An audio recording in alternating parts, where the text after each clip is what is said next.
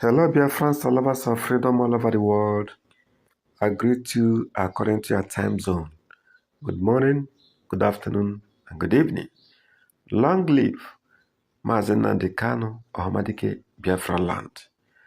Long live United States of Biafra. Long live the good people of Biafra. My people, in this video, you will learn a lot. So do not be in a hurry. Tighten your seatbelts and watch this video. Don't forget to comment.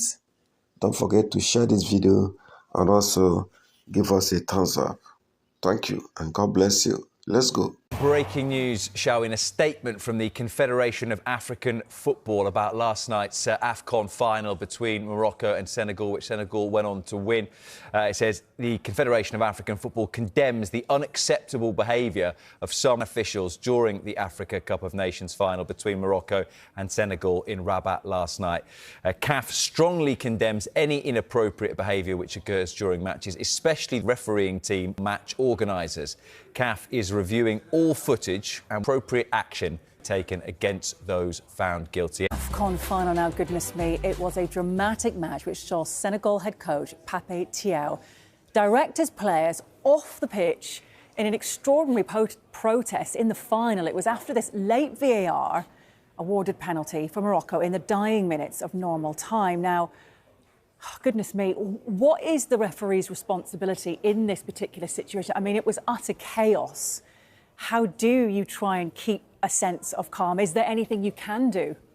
I think you've used the right word, Hayley. You've got to stay calm, you've got to stay focused, you've got to stay composed, and you've just got to hope. I feel for the referee, you know, it's probably one of the biggest games of his life. Yeah. You know, he's in that environment and it's suddenly out of his hands because he can't physically go and wrestle them players back on. There's going to be big, serious... I think there'll be repercussions anyhow, but the repercussions will be massive if they haven't come back out. Can I just say one thing after we're going to go back? Like, when I was watching that game on commentary, I think this big whole situation happened because earlier on in the tournament, there was talk that Morocco were getting the benefit of the doubt in certain situations because they was a home nation. Okay. And when we see the initial foul for the goal that was disallowed on Hakimi, it was very soft. It was, they were both kind of pushing and shoving with their hands, but they were both looking at the ball. I think it was the defender that won the header, come off the crossbar, someone put it in. But the referee, like Dermot always says, the referee blew his whistle so fast. And it was a situation where if he had have just given himself time to wait and assess the situation, he probably wouldn't have made that bad situation. The ball goes up the other end. And again, it was another really soft decision on Diaz, where I think it's Juff has put his arm around. Yeah, he's had his hand on his neck. But when you freeze it, it can look a certain way. But it was really soft again. And the referee gives the penalty. That's when the manager and everyone started, you know, there was a big caracas on the side. Everyone's arguing. The players are arguing. And actually, Diaz went up to the referee and it looked like he convinced the referee to give the decision. And that's when all this started. And that's when the manager was like, get everyone off the pitch, go into the dressing room. Like, when we think about this African nations now, it's not going to be because of the football match. It's going to be because of this incident. And that's a shame, really. I know it's ref watch, but a lot of you know, the news that I've seen is there was a big commotion in the game. Look at this, but the game was won by this goal. So that came first, and then the goal came secondary, where it should be the opposite way around. But I mean, like I said, I mean, this kind of thing can't happen because it doesn't look good. What's the most chaotic game that you've ever been involved in as a referee? Anything like that? Must be one with Man United. No, I had a game in the FIFA military games with the Ivory Coast against Syria, and the Ivory Coast had to get a draw. They were 2-1 down. It was all right, and then suddenly went 3-1 down, and discipline just got lost, and I sent 3 players off in 24 minutes. They just completely lost their discipline. Did you regret any of the decisions? I made sure I was close to a security man when I blew the final whistle. Joe, what about you? Just quickly, go on. Can you remember a decision that annoyed you so much that you would have walked off the pitch or wanted to walk off? I stood next to you. Yeah, I know. I was going to say some of Dermot's was terrible. No, nothing that I would walk off the pitch for. But there's definitely decisions. I can't really remember off the top of my head. But there's definitely decisions where I'm like really, really upset.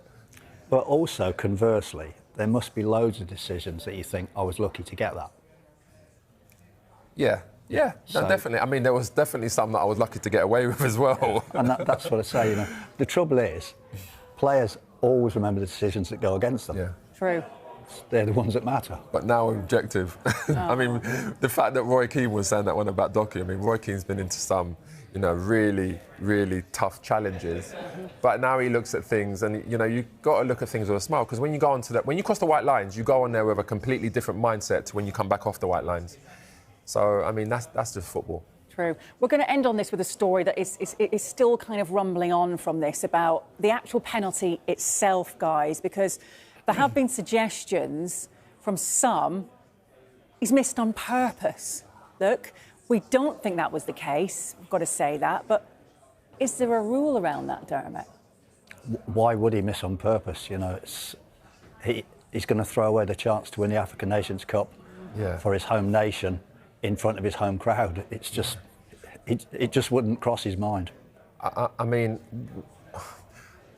I understand it, but when you see the players react, I mean, the manager took him off. Yeah, I know. Because he was that distraught, he was crying. Even when he went to collect his top goal scorer trophy at the end, he just wanted to walk off the stage. Yeah.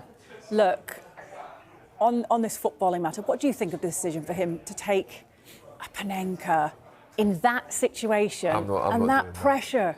I would never. I mean, it took about, what, 10 minutes to even take the penalty. Like, there's no way that I'm going to stand there and do a Panenka. Like, again, like, you do it maybe if you're... I mean, we have seen some players doing it, like Pirlo and Zidane and people like that. But, I mean, I can't believe he done that. But I definitely don't think that he did that on purpose. No.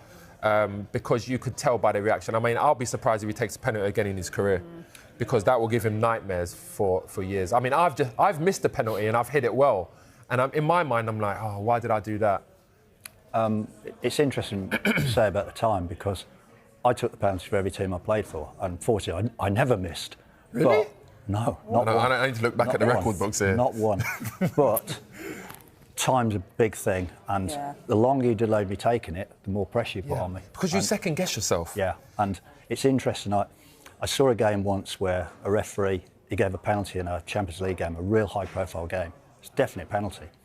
And then he went back looking for the player who committed the foul on the halfway line. He's searching around for him, and I'm like, all I want to do is take the penalty if that was me. I'm not interested where you book him. You're not going to send him off, because if you're going to send him off, you just stop the game.